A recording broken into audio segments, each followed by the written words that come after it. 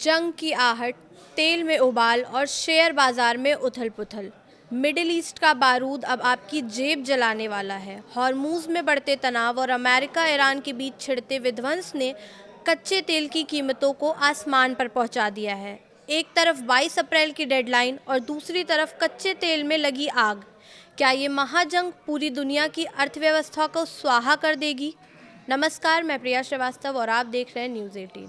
America Iran एक बार फिर से आमने सामने आ गए हैं। दोनों के बीच होने वाली दूसरे दौर की शांति वार्ता अपनी शुरुआत से पहले ही विफल नजर आ रही है।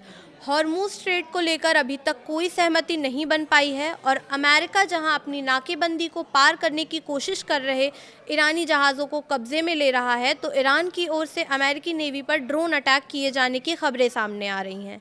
जंग और टेंशन फिर से बढ़ने का सीधा असर कच्चे तेल की कीमतों पर देखने को मिला।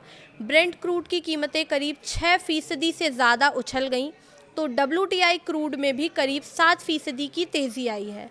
एक रिपोर्ट के मुताबिक रविवार को शुरुआती ट्रेडिंग में कच्चे तेल की कीमतों में तेज़ उछाल दर्ज किया गया था। शिकागो मर्सेंटाइल एक्सचेंज पर ट्रेडिंग फिर से शुरू होने के बाद अमेरिकी कच्चे तेल की कीमत 6.4% बढ़कर $87.88 प्रति बैरल हो गई थी।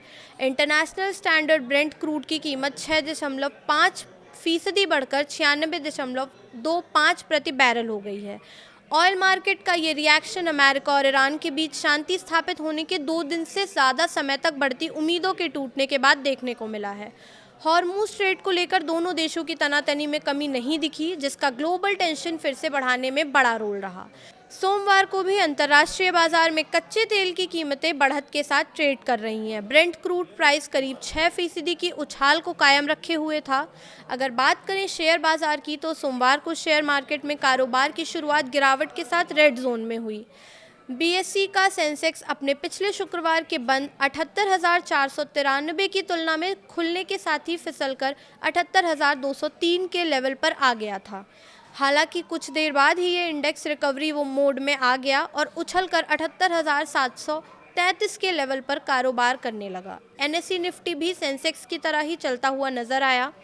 50 शेयरों वाला ये इंडेक्स अपने पिछले बंद 23,353 की तुलना में ओपनिंग के साथ गिरकर 24,241 के लेवल पर आ गया, लेकिन फिर अचानक इसकी गिरावट पर भी ब्रेक लग गया और ये उछलकर 24,420 के स्तर पर कारोबार करता नजर आने लगा। मिडिल ईस्ट में तनाव कुछ दिनों में कम हुआ था और उम्मीद जताई जा रही थी कि पाकिस्तान के इस्लामाबाद में पहली शांति वार्ता फेल होने के बाद दूसरी बातचीत सफल रहेगी, लेकिन इसके शुरू होने से पहले ही टेंशन चरम पर पहुंच गई है।